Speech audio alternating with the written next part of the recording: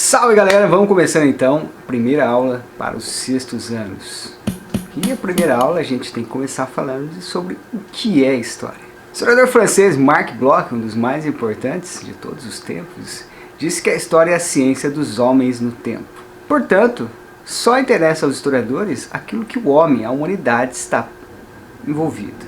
Os dinossauros que viveram milhões de anos antes dos seres humanos, portanto, não fazem parte do centro de interesse dos historiadores. Os historiadores estão interessados nas coisas humanas. Agora, uma coisa é certa, o homem existe desde muito tempo, milhares de anos. Para simplificar um pouco, ficar um pouquinho mais curto, vamos falar só da Revolução Agrícola para cá. Isso aconteceu cerca de 10 mil anos antes de Cristo. O que foi a Revolução Agrícola? Foi quando os homens descobriram então que era possível cultivar a terra, plantar, esperar um tempo para depois colher. Mais ou menos ao mesmo tempo eles também aprenderam a domesticar os animais. Essas coisas foram muito importantes, pois permitiram a criação das primeiras cidades e fixação dos grupos humanos na Terra. Mas a continuação desse assunto aqui vai ficar para a segunda aula. Hoje quero falar para vocês da divisão da história. Primeiro, é importante destacar que os historiadores lá do século XVIII e XIX dividiram o que era história e o que era pré-história. Para eles, os documentos escritos tinham um papel importantíssimo, por isso a história só surgiria depois da escrita. Isso aconteceu por volta de 4000 a.C. na Suméria, a famosa Mesopotâmia. Portanto, tudo o que aconteceu antes de 4000 a.C. ou antes da invenção da escrita seria considerado pré-história. Já com relação à história, ela está dividida em 4 partes. E por que 4 partes? A gente tem que pensar que é como uma pizza. Você pode ser capaz de comer uma pizza inteira, mas, em geral, você vai fatiar ela e comer aos poucos. O estudo da história funciona assim. A gente divide para estudar de maneira mais detalhada, parte por parte. E os historiadores franceses dividiram a história da humanidade em 4 partes, tendo muita atenção para as especificidades da França. Muitos países questionam essa divisão francesa, mas o fato é que ela é a mais usada no mundo todo. Ela é chamada de história quadripartida porque está dividida em 4 partes. História antiga, história medieval, história moderna e história contemporânea. Mas atenção, se engana quem pensa que essa pizza é dividida em 4 partes iguais. Não, isso não acontece. Para simplificar, vamos pensar que o motoboy que entregou essa nossa pizza, ele era meio louco. Deu umas empinadas, saiu correndo, capotou com a moto e depois entregou a pizza nas nossas mãos. Qual foi o resultado disso? Veio aquela pizza toda desmontada. Certos pedaços estão cheios de recheio, outros pedaços nem tanto, outros têm muito pouca coisa, ficou só um molho ali passado, bem mais ou menos. A história antiga abrange o maior período de tempo, vai de 4000 a.C. até 476 depois de Cristo, quase 4500 anos. O segundo período da Idade Média tem só 1000 anos, um pouquinho menos ainda. O terceiro período, a história moderna, são 300 e poucos anos. E o período final, a história contemporânea, 200 e poucos anos. Ou seja, é uma divisão bem desigual. E por quê? Isso acontece por 3 motivos. O primeiro deles é, tudo que acontece mais próximo da gente tende a interferir mais no nosso cotidiano. Por isso nosso interesse está voltado mais para as coisas que aconteceram mais recentemente. Por exemplo, se hoje você se recusa a comer um baita de um cheeseburger, talvez porque esteja passando mal, porque comeu alguma coisa diferente ontem, isso é um exemplo. Algo que aconteceu ontem está fazendo você ter uma ação diferente hoje. Não importa que você comeu 1 ano atrás, por exemplo. Isso não vai causar impacto na sua vida, ou não vai causar impacto tão grande na sua vida. Então, a tendência é um pouco essa. Segundo ponto, há hoje muito mais fontes históricas do que havia no passado. Mas a gente tem que esclarecer o que é fonte histórica. Fonte histórica é qualquer vestígio, documento, fragmento, qualquer coisa que nos forneça informação de uma determinada época, certo? Pode ser um pedaço de um vaso, pode ser uma escultura, pode ser a ruína de um castelo, pode ser a ruína de uma cidade, pode ser pinturas nas cavernas, pode ser um filme, pode ser um livro, pode ser coisas escritas, pode ser coisas desenhadas, enfim. Qualquer coisa que nos forneça informações sobre uma determinada época. Isso é fonte histórica. Agora pensa comigo, quando a escrita foi inventada lá na Suméria em 4000 a.C., poucas pessoas sabiam escrever. Hoje, O mundo tem 8 bilhões de pessoas e estima-se que 84% delas sabem ler e escrever. Ou seja, é muita gente produzindo documentos escritos a todo tempo. Lógico que de forma desigual. Mas hoje a sociedade produz uma massa documental muito maior, seja de coisas escritas, seja de outras mídias. Vale lembrar que o cinema existe há pouco mais de 100 anos, a fotografia há uns 150 anos, a internet há 20 e poucos anos.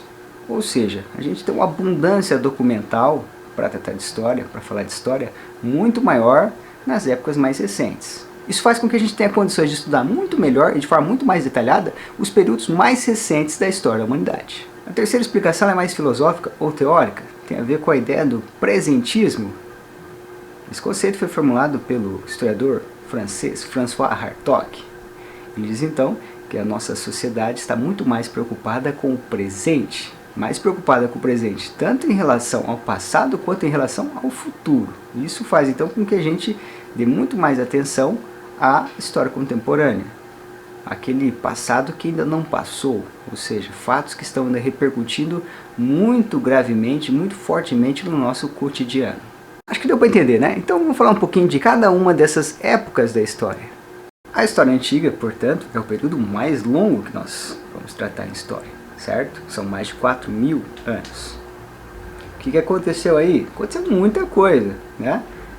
Desde lá dos egípcios, os mesopotâmicos, os romanos, os gregos, Jesus Cristo, várias coisas importantíssimas até hoje. Várias das cidades famosas do mundo de hoje são cidades criadas no mundo antigo, como por exemplo Roma e Atenas.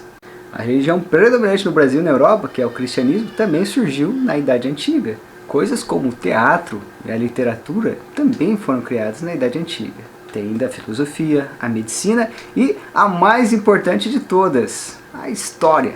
Um grego chamado Heródoto é considerado o primeiro historiador da humanidade. Ele viajou a alguns países vizinhos à Grécia e escreveu o seu famoso livro, esse aqui, ó.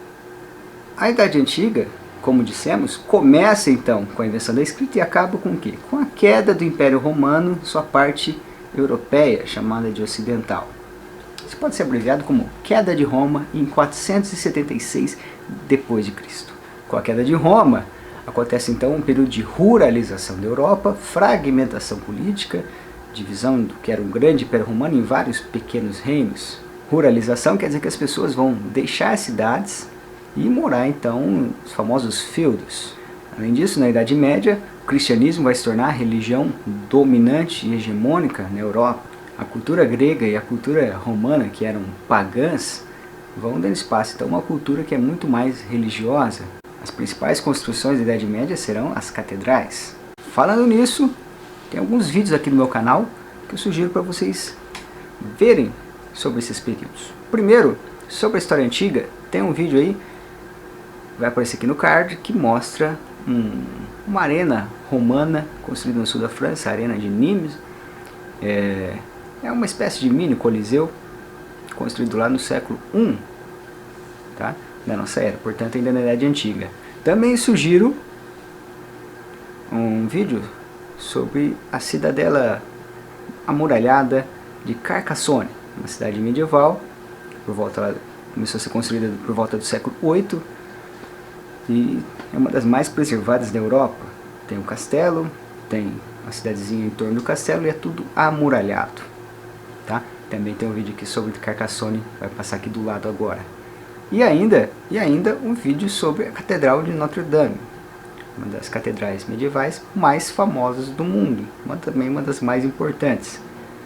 Inclusive, infelizmente, pegou fogo recentemente, está em trabalho de restauro. Então tem esses três conteúdos para você expandir suas referências.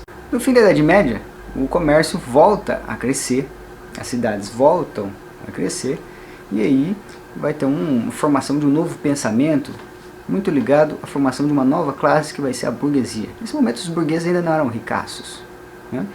Mas era um setor médio na sociedade, que vai se enriquecendo aos poucos. Vai surgir então uma nova mentalidade, que vai colocar o homem no centro das coisas, não mais a religião. as universidades vão surgir, a ciência vai tomar um grande impulso, descobrindo coisas importantes, como por exemplo, de que não era o Sol que girava em torno da Terra, e sim o contrário. Essa época também é marcada pela invenção de uma grande coisa para a história da humanidade, que é a prensa de tipos móveis de Johann de Gutenberg, ou seja, a primeira máquina capaz de imprimir livros em escala industrial. Antes as pessoas passavam anos copiando à mão uma Bíblia, por exemplo. Gutenberg conseguiu, em 4 anos, fazer 200 Bíblias impressas. Hoje esse número parece ridículo, mas na época representou uma grande revolução na reprodução dos textos. Esse período então de grandes modificações no pensamento, na forma das pessoas viverem, nas formas das pessoas se relacionarem, vai ficar conhecido como Renascimento. E ele vai por fim então à Idade Média. Mas o grande marco para o fim da Idade Média é o ano de 1453, quando a cidade de Constantinopla é tomada então pelos turco-otomanos. A cidade de Constantinopla era parte do chamado Império Bizantino ou Império Romano Oriental. Tá? Essa parte do Império Romano não havia caído junto com Roma lá em 476, ela tinha durado por mais 1000 anos. Mas acabou aí então, em 1453. É considerado então o fim dessa idade medieval. Com a Idade Moderna, além do Renascimento, toda essa transformação, vem uma coisa muito importante na história da humanidade, que são as grandes navegações. Os portugueses, depois os espanhóis e ainda os franceses e ingleses vão passar a sair da Europa e chegar na costa da África, chegar na América, chegar na Ásia e transformar para sempre a forma do mundo se relacionar. Além disso, a Idade Moderna é marcada uma grande concentração de poder na mão dos reis. O movimento ficou conhecido como absolutismo, mas junto desse aumento de poder na mão dos reis, vai haver um enriquecimento da burguesia. Aqui a história vai passando a ficar um pouquinho mais familiar, porque o Brasil entra nessa história também. E esse período da Idade Moderna só terá fim quando? Justamente em 1789, quando o absolutismo é colocado no chão pela Revolução Francesa. Note bem, lembre-se que essa divisão que eu falei, ela é feita basicamente por historiadores franceses. Por isso, essas datas têm muito a ver com a França. Tá? Na Inglaterra, o absolutismo foi derrotado 100 anos antes. Mas não vamos complicar tanto. 1789, dia 14 de julho, quando a prisão da Bastilha é então tomada pela multidão de revolucionários franceses. Então esse é considerado o início da Idade Contemporânea. E o que tem de novo na Idade Contemporânea? O constitucionalismo vai ser uma das grandes marcas da Idade Contemporânea. Repúblicas vão surgir por todas as partes do globo. A ciência vai continuar avançando. Também vai avançar a alfabetização e principalmente a tecnologia.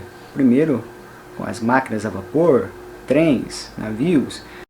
Depois com o motor a combustão, né, e o petróleo. Novos meios de transporte como o carro, o avião, o metrô, novos meios de comunicação, como o telégrafo, o telefone, enfim, até chegar nos dias de hoje com a internet. Essa então é a Idade Contemporânea, a idade que a gente ainda está. Lembra que eu falei que essa pizza era dividida de um jeito desigual? Pois é tão desigual que no 9º ano a gente só estuda o século XX, que é só metadinha da Idade Contemporânea. Tá?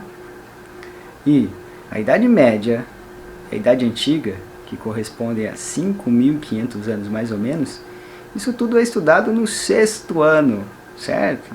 6º ano. Ou seja, uma divisão bem desigual. Por hoje é isso então. Vai ter exercícios em PDF, os links para os vídeos estão aí embaixo, outras referências, tá? Tá tudo aí embaixo na descrição do vídeo e vejo vocês então na próxima semana.